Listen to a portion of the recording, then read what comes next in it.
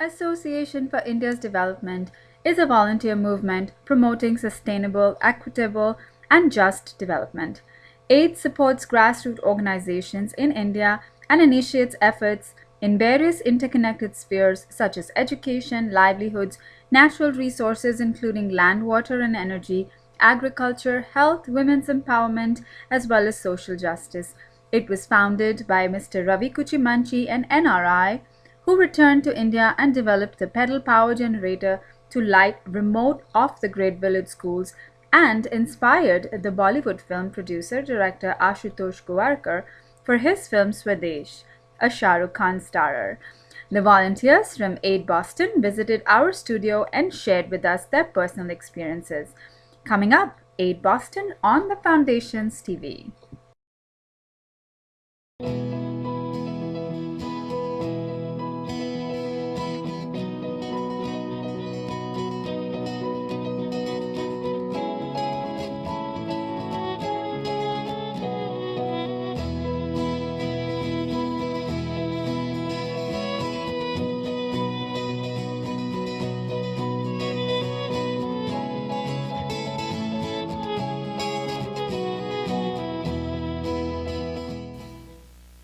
Welcome to Foundations TV, everybody. Our guests today are three volunteers from the organization AID Boston, and they are here to share with us what their organization does and what do they do to raise funds around the area. So why don't we go ahead and introduce each one of you. Welcome to the studio, and please tell us something about yourself.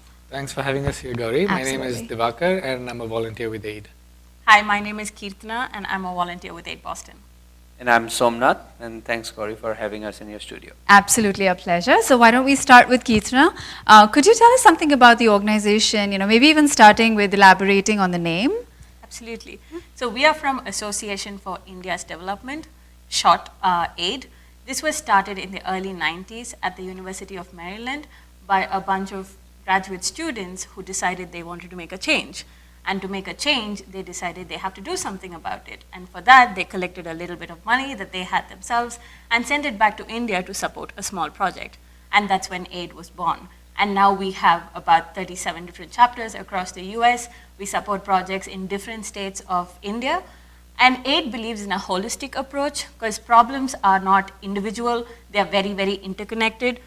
So to solve problems that a lot of communities face back home, we have to address all of these issues. And that span across education, social justice, health, right to information, and so on.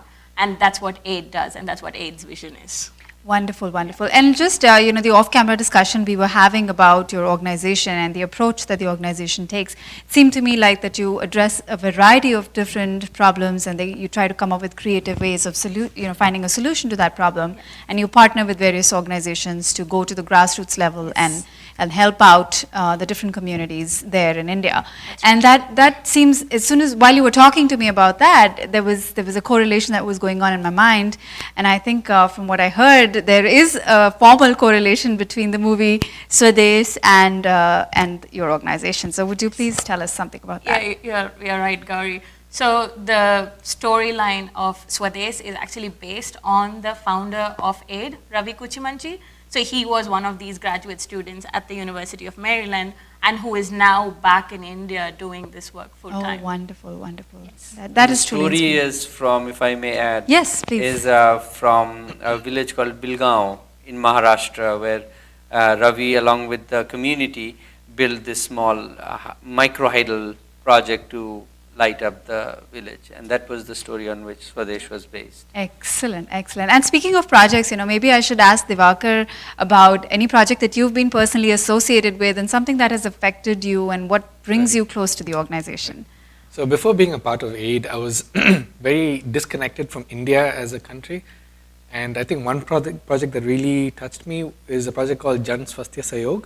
It's based in a rural part of Chhattisgarh in a village called Ganyari. And so this is a remote village which has no access to proper health care. Okay. And there were a bunch of doctors at AIMS in Delhi who decided they're going to move to this village and provide health care. And they set up all the infrastructure to sufficiently provide health care to about 365 villages, which they do at the moment. So they basically service a huge area. And the project is actually quite complex, so there are different layers to the project. But one part of the project is a program called the Fulwari program. So essentially in India, you have a creche program that's coordinated by the government, which provides food to children ages 3 and above. But what the doctors at AIMS, at JSS found was that this period before children turn 3, from 6 months to 3, is actually a very crucial period in their development, in their mental development, development of the immune system. So it's very important that this neglected period should be given more attention. And so they set up this creche program that would cater to this age group. And the effects that they're seeing are actually quite rewarding.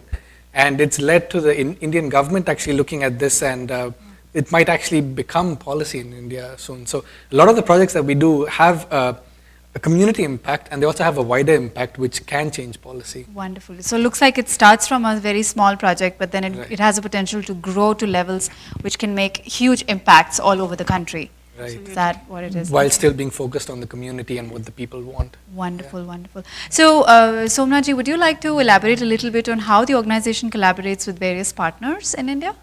Yeah, so we basically work with about 60 to 70 different organizations spread out across India, people who are working on health or agriculture, education, women's issues, social justice.